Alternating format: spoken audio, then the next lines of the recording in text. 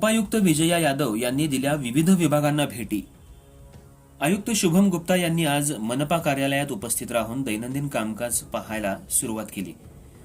सर्व विभाग प्रमुख यांना कार्यालयीन कामकाजाबाबत सूचना दिल्या आहेत। महापालिकेच्या उपायुक्त विजया यादव यांनी सोमवारी अचानकपणे विविध विभागांना भेटी देत कर्मचाऱ्यांच्या उपस्थितीचा आढावा घेतला।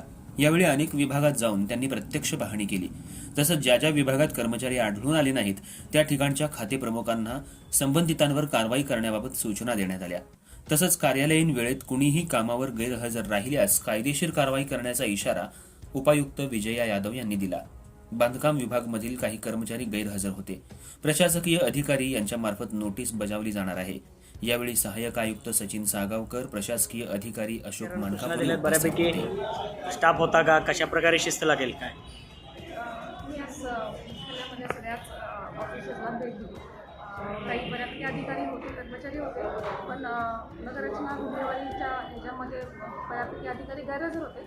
सगळ्यांना सक्त सूचना दिलेल्या आहेत। काही मला असं दिसतं की काही ठिकाणी मास्टर पण नाही आहेत। मास्टर त्याची पण शहानिशा केली जाईल आणि वेळेस त्याची दखल घेऊन त्यांना नोटिसेस इश्यू केल्या जातील आणि इथून पुढे शिस्तीचं पालन करण्याच्या सक्त सूचना दिल्या जातील आणि जे बेकायदेशीरपणे आणि बेशिस्तपणे काम करतील त्यांच्यावर कारवाई नक्कीच